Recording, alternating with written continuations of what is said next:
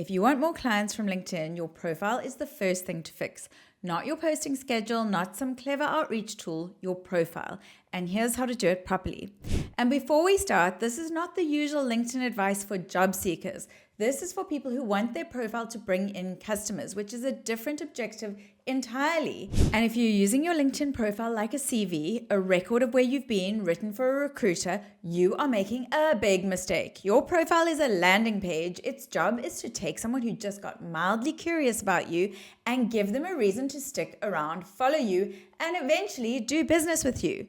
And it matters more than you think because of when people actually look at your profile.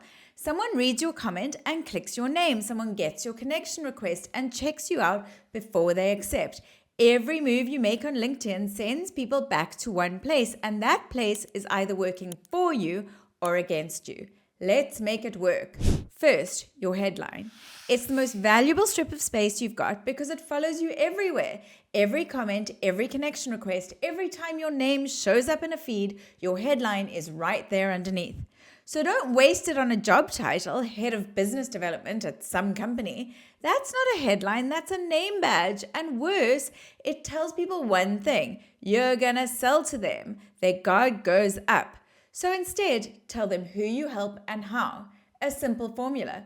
Your role, then the value people get from you. Not head of business development, but something like, I help small businesses save money on accounting. Make it yours, but keep it serious. This is LinkedIn, people. Second, your photo. People decide how they feel about you before they read a single word. About 1/10 of a second, and most of it happens before they are even aware of it.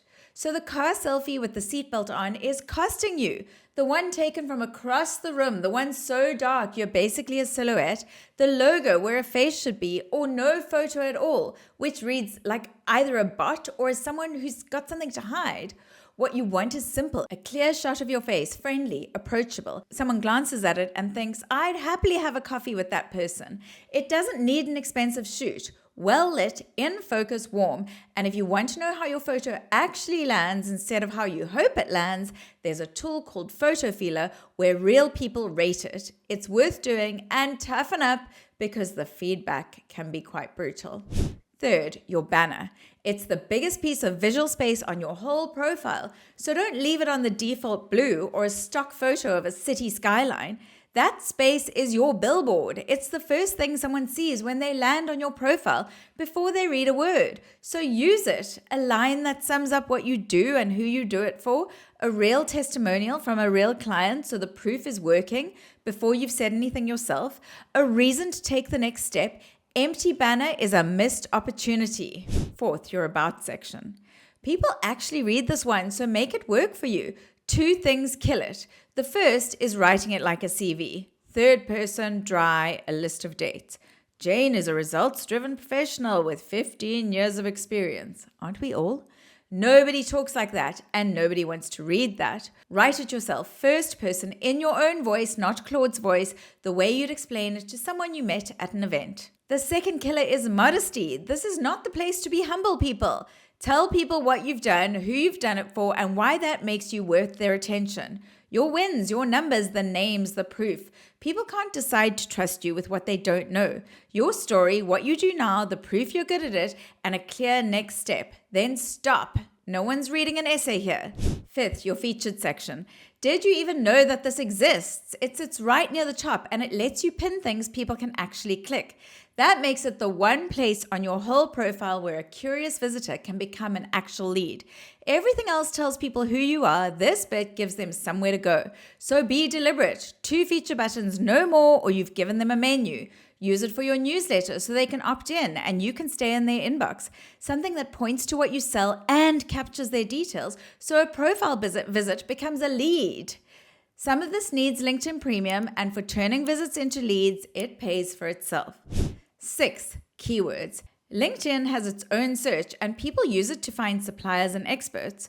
The words in your headline and about help LinkedIn work out who to show you to. So use the plain words your buyers actually use, not jargon only you understand. And of course, the rest of your profile still needs filling in. Your work history, your education, your awards, and your publications. Focus on what you achieved, not just what you were responsible for. Lean into the work you loved because that's the work you want more of. Same voice throughout, and if you've bounced around between jobs, group things and tidy the gaps into a clean story. You're not lying, you're editing.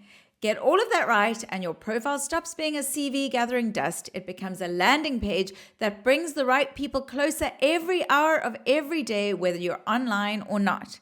If this was useful, this is just the tip of the iceberg. Subscribe because I put out this kind of content on winning new customers every week. And if you need more help with using LinkedIn for lead gen, I've got a mini course, I do consulting, I've got a community, I've got an accelerator. Check them all out.